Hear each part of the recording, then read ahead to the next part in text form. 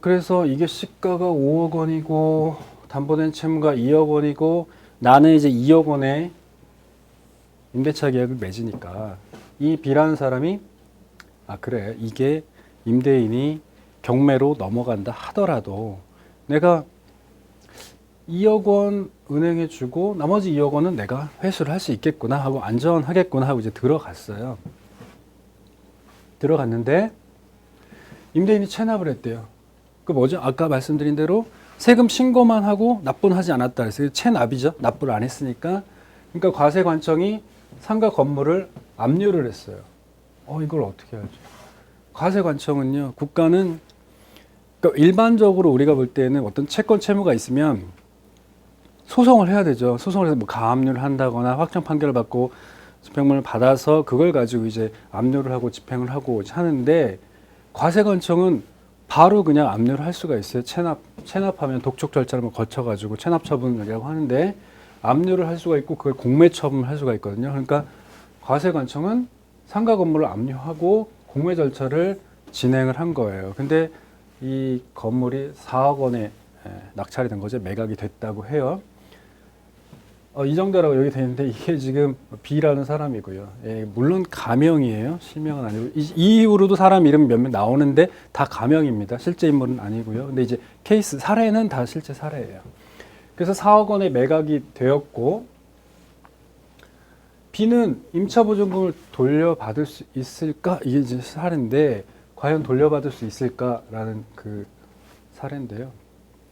아까도 말씀드렸지만 우리가 주택을 임차하거나 상가 건물을 임차할 때요. 우리가 등기부 등본을 많이 열람을 하잖아요. 그러니까 대출이 얼마 돼 있는지 내가 보증금을 되돌려 받을 수 있을 것인지 이걸 이제 따지기 위해서 이제 등기부 등본을 보고 권리보다 앞서는 권리가 있는지를 확인을 해요. 근데 보통 그것만 확인하죠. 근데 여기서 제가 말씀드린 것은 임대인의 세금 체납 여부를 검토하지 않기 때문에 문제가 발생하는 그런 사례를 말씀드리는 건데요. 자, 만약 임대인이 세금을 체납했는데 임대인이 다른 재산이 없대요. 그거밖에 없대요. 그러면 국가 또는 지방자치는 그 건물을 압류하고 또는 토지를 압류하고 그래서 그거를 매각을 해서 그걸 세금을 먼저 뽑아간대요. 이거를 바로 조세 우선권이라고 그래요. 조세 우선권. 조세가 먼저 우선해서 가져간다라고 하는 거죠. 자, 조세는 다른 일반 채권보다 우선하여 충당한다라는 거죠.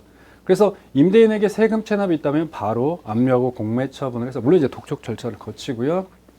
공매를 할 수 있고 다른 채권자보다 우선해서 세금을 징수한다.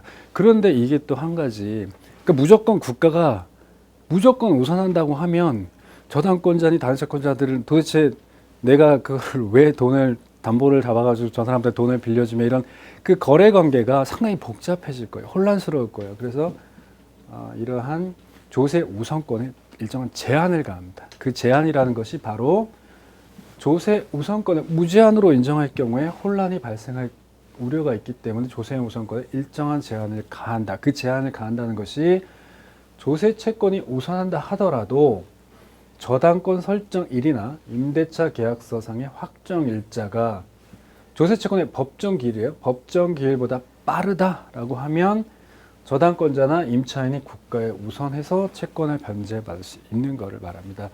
그것이 이제 조세 우선권의 제한이라 우선권을 제한하는 것이죠. 조세는 항상 원칙적으로 세금을 먼저 징수할 수 있는 것인데 무한정 인정하다 보면 다른 그 우선한 채권자들의 권리를 해할 우려가 있기 때문에 이러한 제한을 가하는데 그 제한이 즉 기준일이 조세 채권의 법정 기일보다 빠르냐 늦느냐 그거보다 법정 기일보다 빠르면 그 사람들은 다 우선해서 가져가는 거예요. 국가의 조세보다도.